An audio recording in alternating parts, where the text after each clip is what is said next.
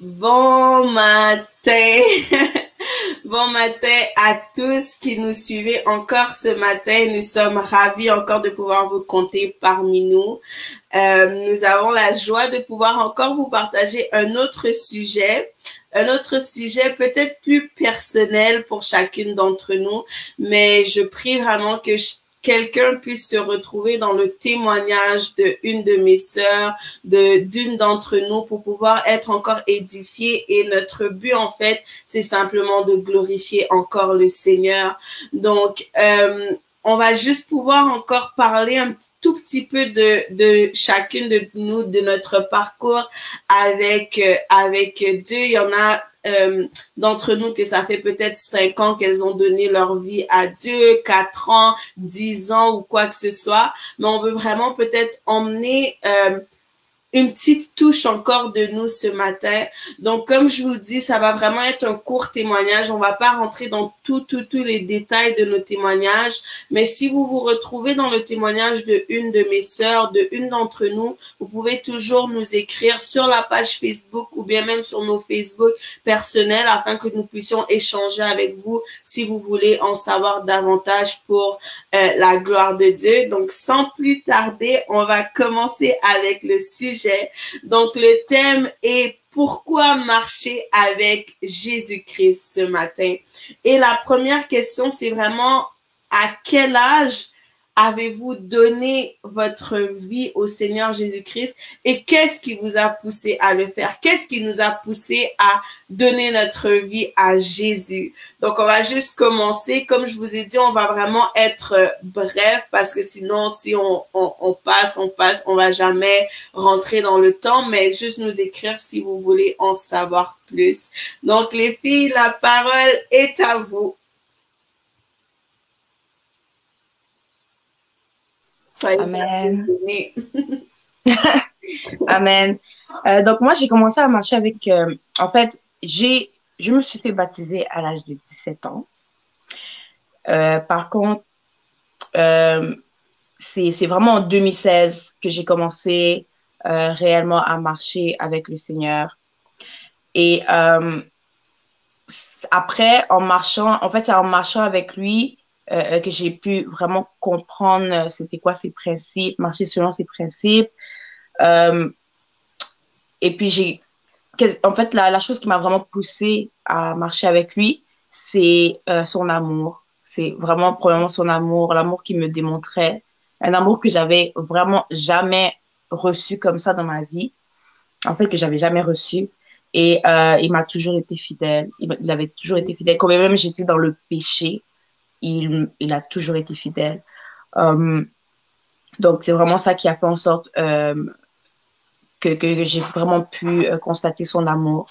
Et c'est ça. Et donc, en fait, le moment où je me suis fait baptiser, euh, dès que je me suis fait baptiser, j'étais vraiment rendue une personne heureuse.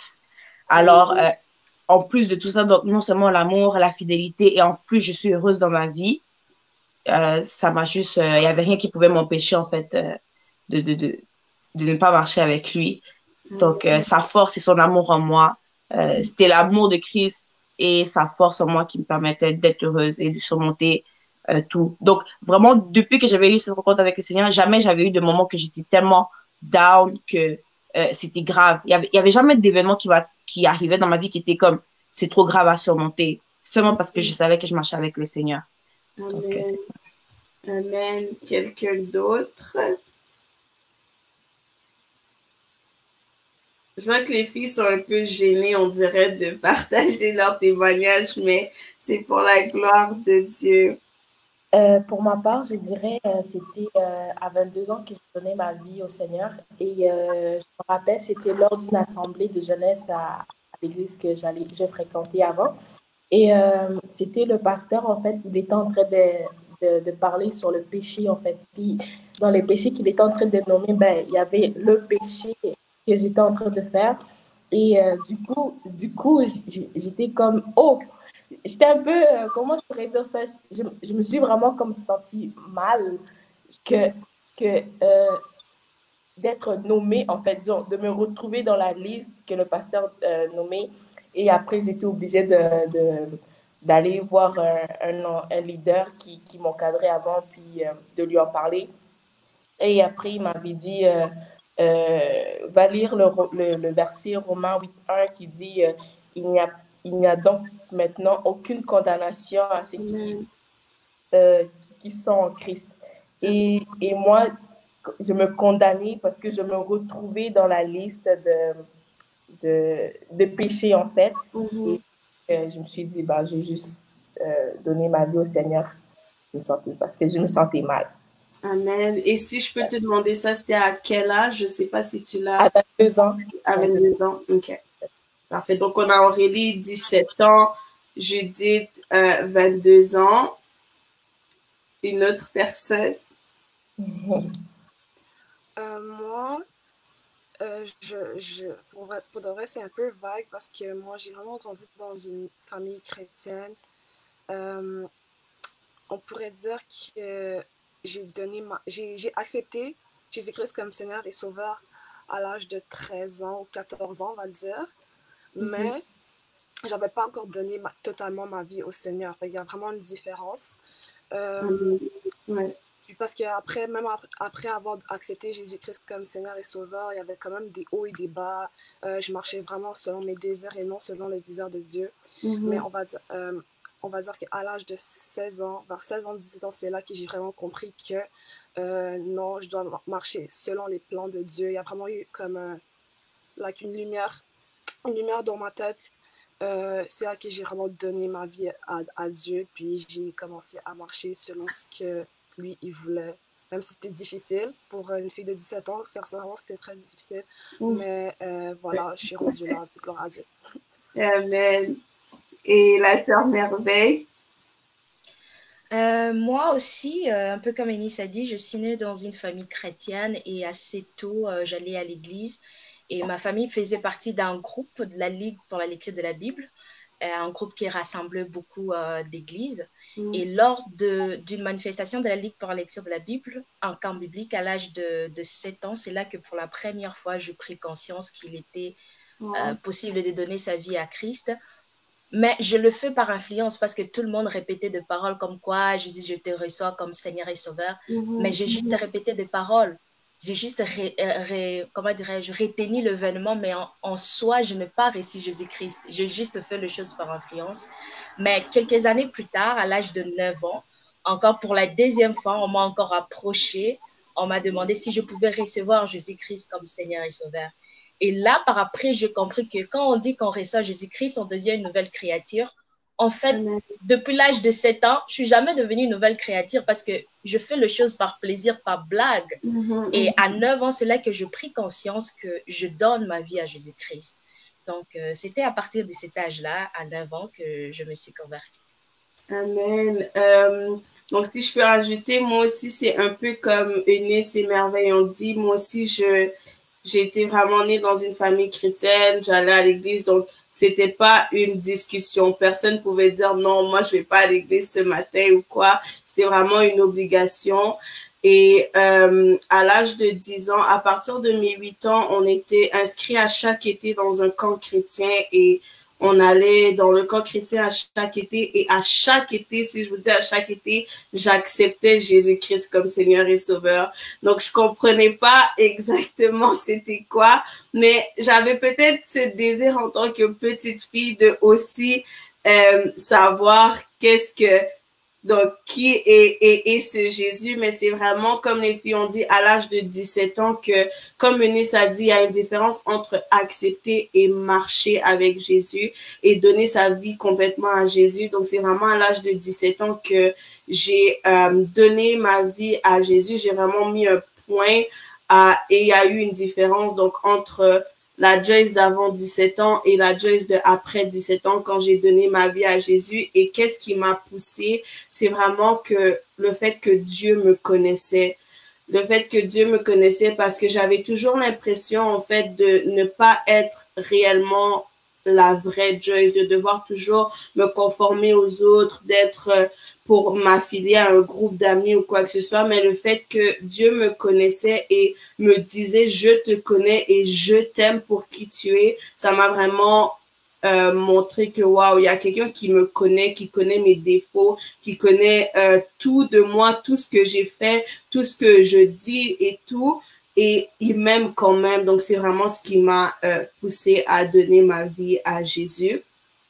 Donc, la prochaine question, c'est partage un peu ton parcours. Les filles, je précise un peu, donc court témoignage, s'il vous plaît. En 1 minute, si vous pouvez nous dire un peu brièvement, c'est quoi votre parcours avec Jésus. Donc, je vous laisse parler.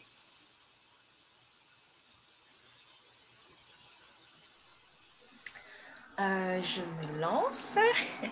Moi, mon parcours est tel que, comme je disais, avec le groupe La Ligue pour la lecture de la Bible, c'est beaucoup plus en collaboration avec la Ligue que j'ai grandi et aussi avec l'Église. Donc, hormis l'Église, j'allais à la Ligue pour la lecture de la Bible. C'est là que j'apprenais qui est Dieu, j'apprenais comment lire la Bible et avec des moments de prière, mais aussi de l'enfance, comme on m'orientait dans des groupes bibliques, dans les quartiers et aussi partout où j'allais, j'ai comme fait de cela comme étant une vie. Il fallait que je puisse m'adhérer à un groupe chrétien, que ce soit à l'école, que ce soit au quartier, dans peu importe la ville où j'allais.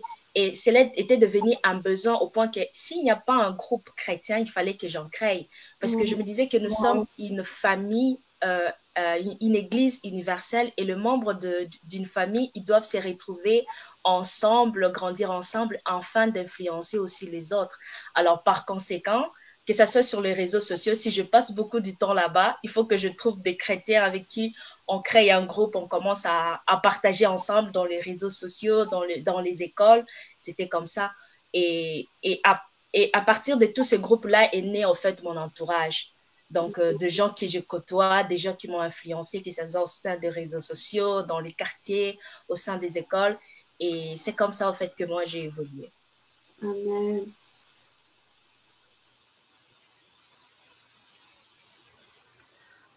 Moi, c'est vraiment un parcours très simple. Comme je disais tantôt, je suis née dans une famille chrétienne.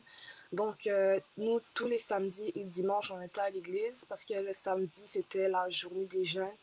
Et c'est vraiment là que j'ai compris. Mais je comprenais un peu qu'est-ce qui était Dieu. C'est vraiment là aussi que j'ai été éduquée, on va dire, parce que le fait d'aller écouter ces enseignements-là, je trouve que ça m'a vraiment épargné de beaucoup de trucs. Puis je trouve aussi, les jeunes, faut vraiment, genre, se considérer béni d'être né dans une famille chrétienne, puis avoir des parents qui prient et tout. Faut pas prendre ça pour acquis. Même les parents, je trouve que même si vos enfants ont seulement 5 ans, vous les apportez à l'église, à des enseignements, c'est vraiment pas pour rien, c'est pas en vain parce que ça reste ancré en eux. Donc, moi, j'ai grandi comme ça. Quand je suis rentrée dans l'adolescence, c'est vraiment là que ça n'a pas été facile parce que j'avais beaucoup de complexes. Beaucoup de complexes. En fait, il y avait un vide en moi. Puis, avoir un vide, je trouve que c'est le pire feeling parce que tu ne sais pas comment le remplir. Puis, c'est en grandissant que j'ai compris que c'est vraiment l'amour. Il n'y avait que l'amour de Dieu qui pouvait remplir ce vide-là. Puis, en 2019, il y a comme eu un feu en moi. Moi, j'avais fait un vœu à Dieu, c'est que je voulais m'approcher de lui parce que je trouvais que ma relation avec lui ne progressait pas, mais stagnait. Puis quand tu es chrétien, c'est important que ta relation avec Dieu progresse. C'est pas bon de stagner. Donc, j'ai dit à Dieu que je veux vraiment connaître ses profondeurs, puis de vraiment emmener les bonnes personnes sur ma route. Donc, c'est en 2019 que j'ai rencontré le ministère Kingdom Impact, Revolution Impact.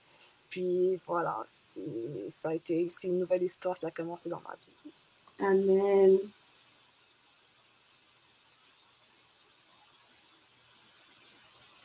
Alors, pour moi c'est un peu différent parce que après que j'ai accepté Dieu, je me suis fait baptiser et après, cela a été ça a été un rechute. J'étais comme entre deux mondes. J'allais à l'église et c'est comme mes pieds étaient genre entre à l'église et le monde extérieur à cause de dire que j'avais des amis aussi qui m'influençaient de l'extérieur. Puis j'avais aussi l'église qui m'influençait. Et ça n'a pas été facile non plus.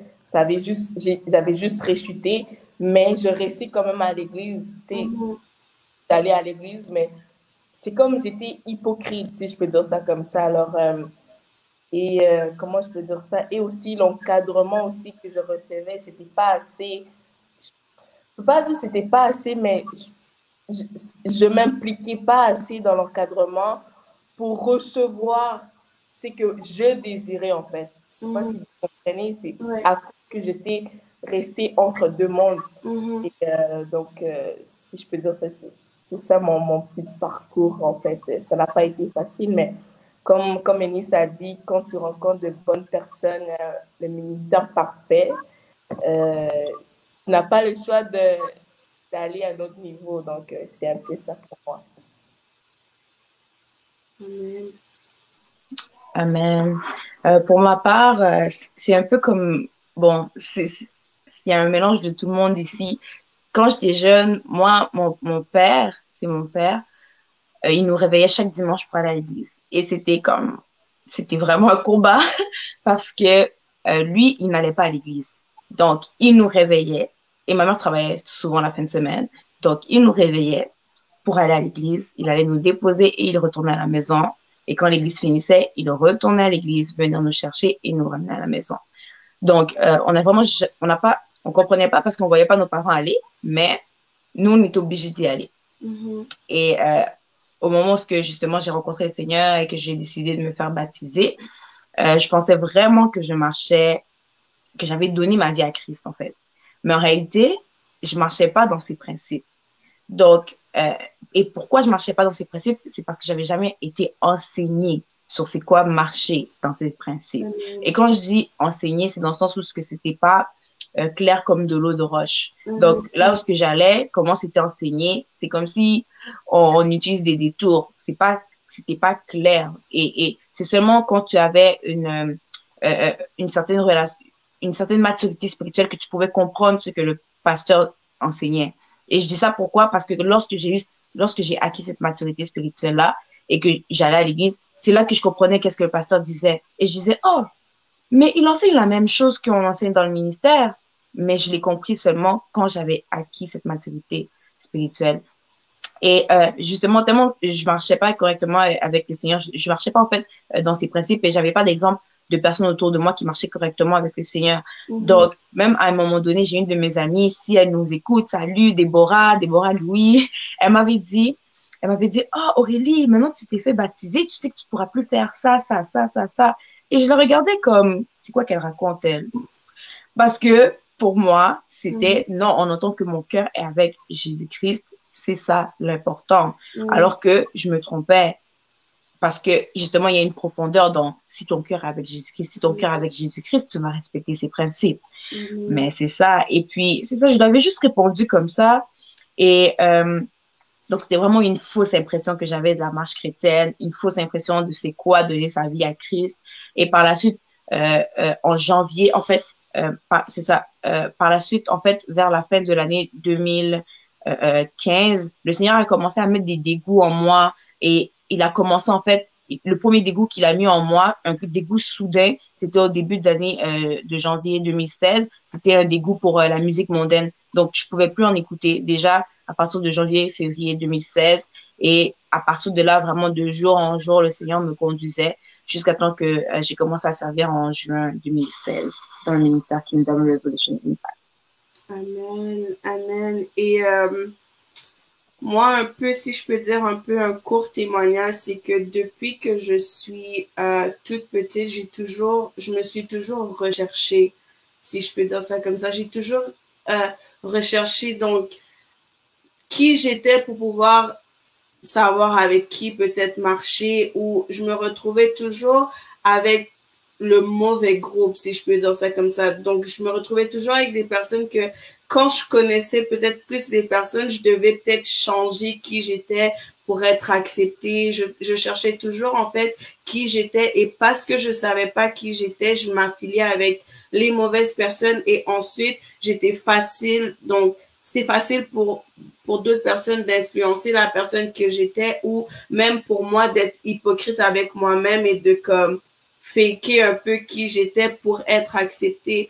Donc, c'est quelque chose que j'ai toujours, que j'ai souvent dealé. Donc, je me suis souvent battue avec, c'était vraiment l'acceptation de qui je suis et vraiment de pouvoir connaître qui je suis et de savoir en fait c'est quoi mon but en fait, pourquoi je suis là, parce que je me disais toujours en fait comme j'ai l'impression d'être ici à droite, ici à gauche, en haut, en bas, d'être avec tout le monde, mais je savais que je pouvais pas être avec tout le monde parce que des fois quand mes amis exemple allaient faire des choses, j'allais me dire mais c'est comme c'est pas trop moi mais j'avais peur de m'affirmer parce que j'avais peur d'être rejetée par les autres et j'avais peur en fait de la solitude, mais dans ma marche avec Dieu j'ai comme Aurélie dit, en fait, c'est que le moment que je me suis fait baptiser, moi, j'avais toujours peur de me faire baptiser parce que je savais qu'au moment que j'allais me faire baptiser,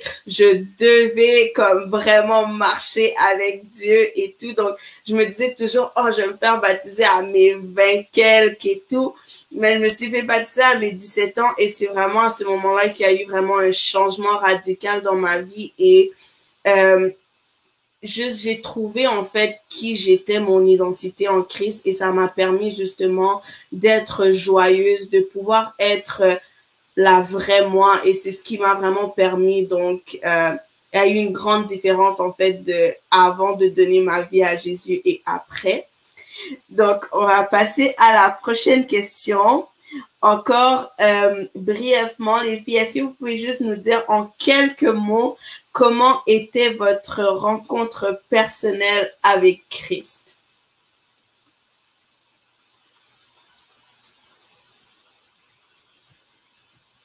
Alors, moi, ma rencontre personnelle avec Christ, c'était,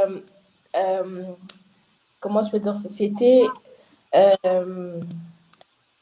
à l'Assemblée, on avait une retraite de 3 jours et c'était une retraite de jeunesse et tout. Puis, c'était la partie où on regardait le film de Jésus. Puis, dites-vous qu'en étant jeune, oui, on avait souvent l'habitude de regarder le film de Jésus, mais c'est à ce moment-là que j'étais concentrée en train de regarder ces films-là. Il y avait toutes sortes de choses qui me passaient dans la tête et le film, c'était Passion du Christ. C'était juste la partie où ils étaient en train de lapider Jésus et de lui faire du mal, en fait, pour le crucifier. Et je vous assure, la rencontre s'est passée à cet instant-là lorsque j'avais réalisé qu'il a fait ça pour moi.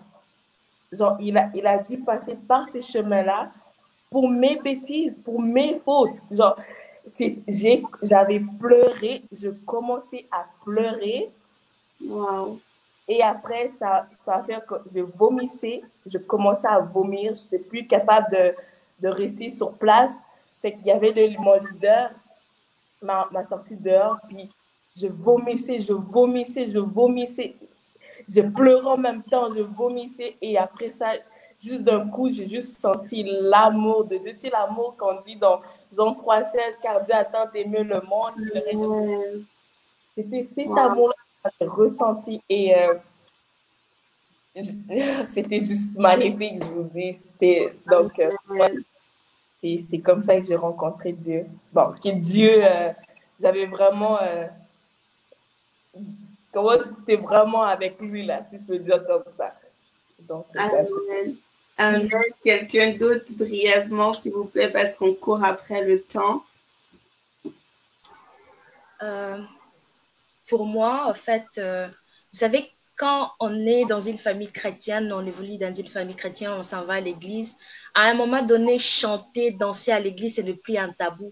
Tu peux danser, tu peux chanter avec toute ta joie. Et ça, je le faisais. Ça, c'était pas un problème pour moi de sauter, de crier, maîtriser des chansons, de versets bibliques. C'était pas un problème pour moi. Mais là où je trouvais ça bizarre, c'est que je ne comprenais pas comment est-ce que les gens arrivaient à pleurer durant des moments de prière, des gens qui tombaient, qui criaient, mon Jésus, tout ça. Ce niveau-là, je n'arrivais pas à comprendre cela. C'est vrai que j'avais réussi Jésus-Christ, mais pas à ce point à faire ce genre de choses. Alors, je commençais à me questionner de savoir, mais comment est-ce que les gens arrivent à ce point-là? Et je commençais à observer les gens autour de moi. Je compris qu'il y a ceux-là, lorsqu'ils reçoivent Jésus-Christ, certains le voient directement déjà comme étant un ami. Mais d'autres, par exemple, moi, je le vois comme étant un Seigneur sauveur surtout. Il m'a sauvé. Je trouve un grand respect auprès de lui. Alors, je ne vois pas une intimité avec lui. C'est juste un grand Seigneur, monsieur là que je respecte, c'est tout, c'est correct. Alors, quand moi j'ai des problèmes, quand le malheur m'arrive, je ne m'attends pas à ce que Jésus puisse venir me consoler. Je ne veux pas non plus aller dire à Jésus que non, il y a quelque chose qui me dérange, tout ça. J'avais l'impression comme si Jésus lui servait toujours.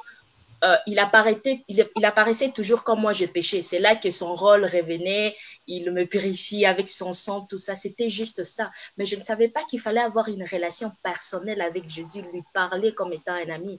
Et au fil du temps, j'ai commencé à avoir des moments avec lui, prier. Et c'est là que j'ai développé une relation personnelle avec Jésus, au point que ça ne m'étonnait pas de me voir moi-même aussi pleurer ou rire en plein moment de prière, parce que j'ai créé une alliance, une intimité avec lui, au point qu'il peut me faire rire, il peut me faire pleurer, non pas parce qu'il y a quelque chose de mal qui m'est arrivé, mais c'est juste le sentiment qui naît de ma rencontre avec lui. C'est un peu ça, ma relation personnelle avec Jésus.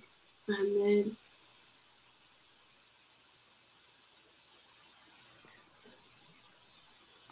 Moi, c'est un peu comme Merveille. Je savais pas qu'on pouvait avoir une relation avec Dieu.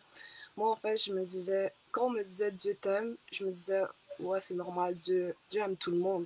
C'est quelque chose de normal. Je comprenais pas c'était quoi l'amour de Dieu, mais quand c'est la rencontre que j'ai eue avec Dieu, il m'a fait comprendre qu'il m'aimait, genre, il m'a fait comprendre la profondeur de son amour pour moi. Puis c'est vraiment quelque chose qui m'a changé. L'amour, je peux vraiment changer une personne. Parce que comme je disais plus tôt, il y avait vraiment un vide en moi. Puis c'est cet amour-là qui a pu combler ce vide-là. Puis aussi, quand j'ai reçu mon nom prophétique qui est Eden, ça m'a aussi vraiment fait comprendre à quel point Dieu m'aimait.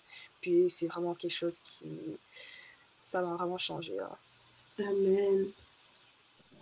Gloire à Dieu. Moi, vraiment, ma rencontre personnelle avec le Seigneur, c'était à un moment donné, c'était en fin 2013, en fait. Je priais à Dieu pour une personne et moi, j'étais une personne qui avait beaucoup d'amour à donner, mais qui n'en recevait pas. Et c'est ça, donc je priais pour cette personne et tout. Et c'est à ce moment-là que Dieu est venu et il m'a dit, arrête cette relation. Et vraiment d'une voix forte, il m'a dit, arrête cette relation, cette amitié et tout. Et puis là, je commençais à argumenter avec Dieu. Je disais, oh, mais ok, laisse-moi juste poser cette question-là. Puis quand je posais cette question-là, je vais savoir vraiment si comme je dois arrêter cette relation et tout. Et là, ma question, c'était simple, c'était comme, on va au cinéma. Et puis, la personne m'a répondu, trouve-toi quelqu'un d'autre.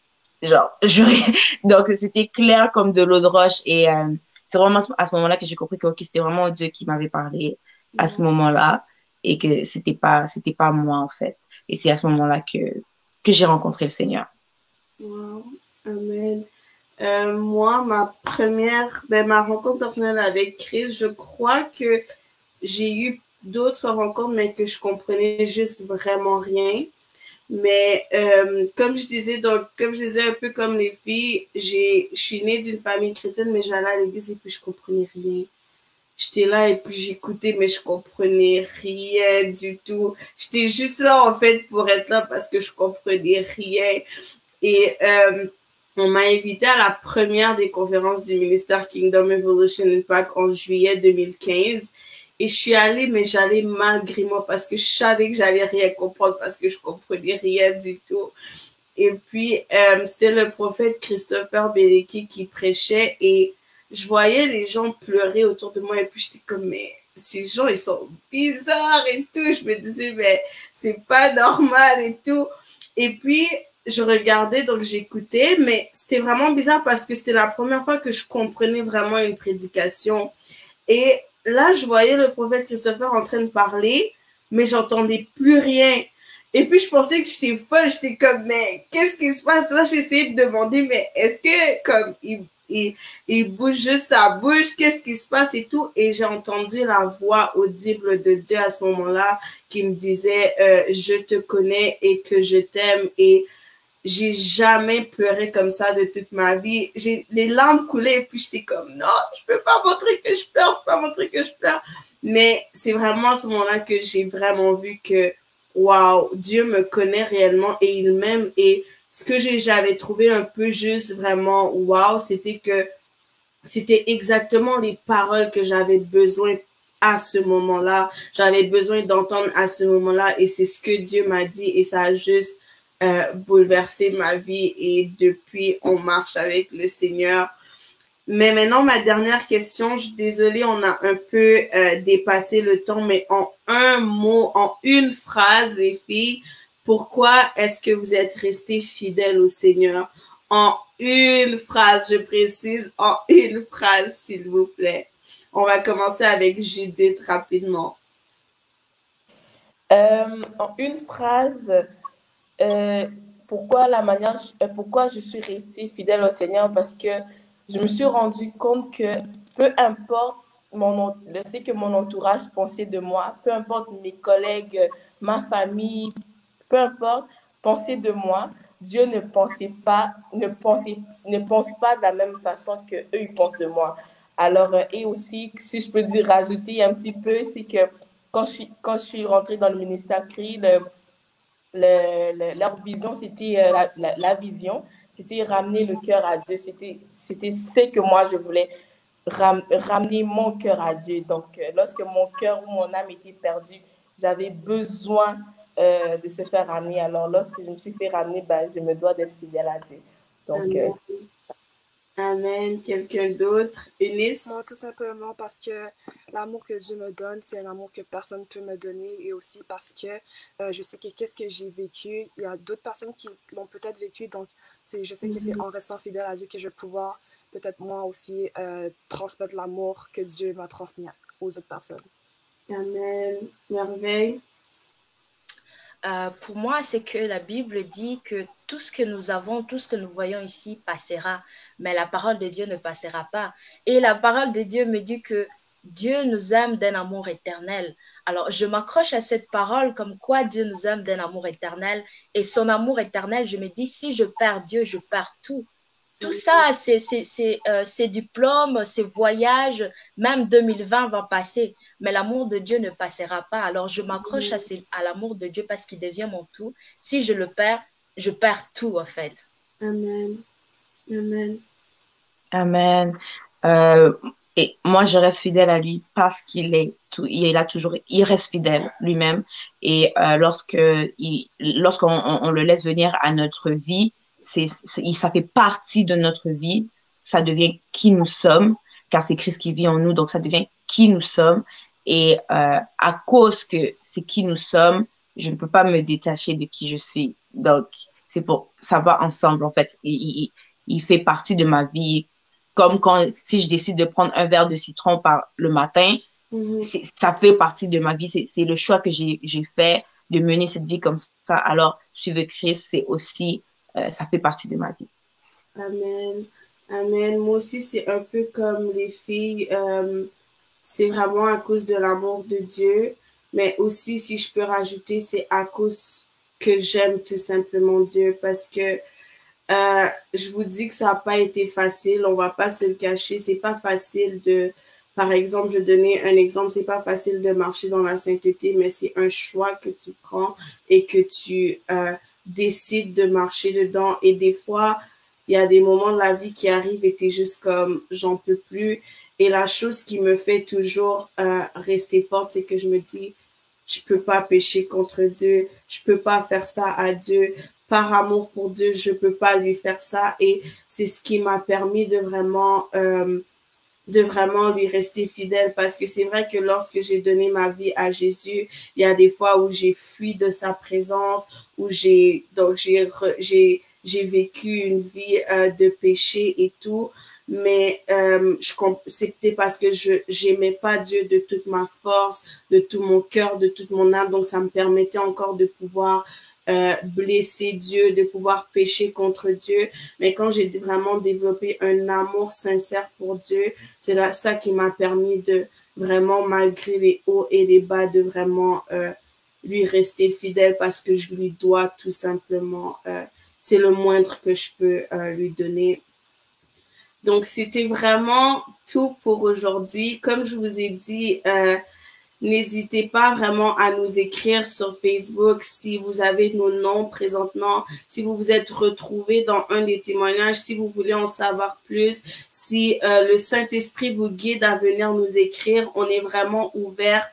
On va vraiment pouvoir partager encore plus avec vous sur nos témoignages parce que c'est vraiment pour la gloire de Dieu. Il y a aussi un des témoignages de une des filles du ministère, la sœur Kim Shifra, qui est vraiment un témoignage vraiment puissant sur notre chaîne YouTube. Donc, vous pouvez aussi le regarder. Je crois que ça va bénir aussi une personne. Et ne manquez pas la partie 2 des témoignages, donc des filles anglophones ce mercredi à 6h30. Et je crois réellement que l'Éternel va bénir encore une personne. Soyez abondamment bénis et passez une excellente semaine. Bye bye.